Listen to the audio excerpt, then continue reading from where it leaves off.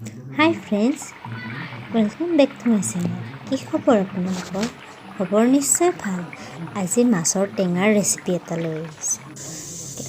এয়া মাছখিনি মই প্ৰথমতে নিমখ হালধিৰে সানি ল'লোঁ।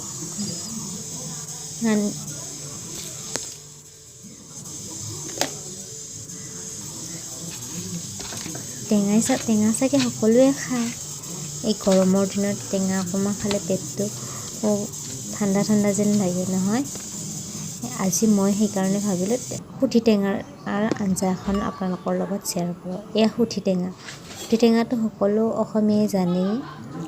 এয়া মই সুঠি টেঙাখিনি পানীৰ লগত অকণমান ভিজাই থ'লোঁ, যাতে টেঙাখিনি সোনকালকৈ আহে আৰু। এয়া মই কেৰাহীত মিঠাতেল অকণমান দি দিলোঁ। তেলখিনি গৰম হোৱালৈকে ৰখি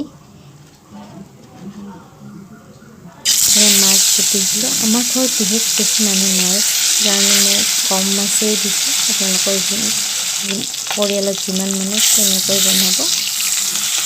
চিম্পুল ৰেচিপি, আপোনালোকে বনাই চাগে।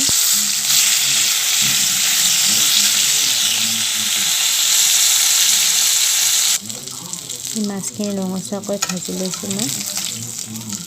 মোৰ ভিডিঅ'বোৰ বাৰু কেনেকুৱা লাগে আপোনালোকৰ? ভাল লাগে নে বেয়া লাগে জনাবচোন কমেণ্টত। এইকেইদিন যে ইমান গৰম পৰিছে নহয়, বৰষুণ দিলে বৰষুণে দি থাকে আৰু ৰ'দ দিলে ৰ'দেই দিয়ে। এই মাছখিনি মোৰ ভজা হৈছে। এই ভজা মাছৰ তেলখিনিতে মই অকণমান সৰিয়হ দি লৈছোঁ, বগা সৰিয়হ, তাত শুকান জলকীয়া অকণমান দিছোঁ, পিঁয়াজ দি দিছোঁ। চিম্পুল আৰু মছলা নিদিওঁ বেছি। গৰমত ইমান মছলা খোৱাটোও ভাল নহয়। পিঁয়াজখিনি ভাজি লোৱাৰ পিছত মই বইল কৰি থোৱা আলুখিনি দি দিছোঁ।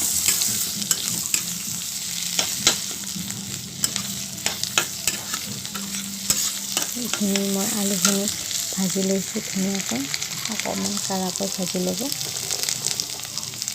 কাঢ়াকৈ ভজাৰ পিছত নিমখ অকণমান লৰাই দিব। এনেকৈ নিমখ হালধিয়ে দিম আৰু মই বেলেগ মছলা আৰু নিদিওঁ। মই ইমান জিৰা ধনিয়া একেবাৰে কমেই খাওঁ, সেইকাৰণে মই আঞ্জাবিলাকত কমেই দিওঁ জিৰা ধনিয়া। আপোনালোকে বিচাৰিলে দিব পাৰে। মই ভিজাই থোৱা সুঠি টেঙাখিনি কালাৰ উঠিছে। এতিয়া মই সুঠি টেঙাখিনি ভজা আলুখিনি দি দিম। মোৰ ভিডিঅ'টো ভাল লাগিলে ছাবস্ক্ৰাইব কৰি দিবচোন। ফেমিলিটো বঢ়াবৰ কাৰণে অলপ আপোনালোকে হেল্প কৰিব।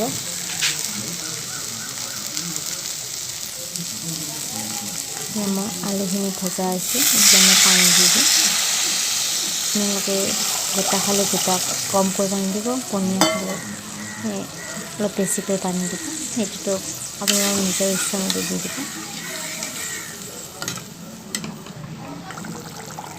মোৰ পানীখিনি উতলিছে, এতিয়া উতলাৰ পিছত মই মাছখিনি দি দিছোঁ।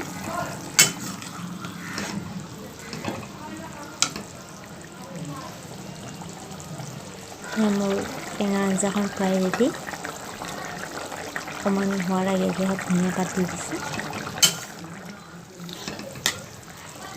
এয়া মোৰ টেঙা আঞ্জা ৰেডিয়ে হৈছে। আজিলৈ আহিছোঁ, আকৌ নতুন ভিডিঅ'ত নতুন খাদ্যৰ সৈতে বা নতুন কথাৰ সৈতে আকৌ লগ পাম। আজিলৈ আহিছোঁ।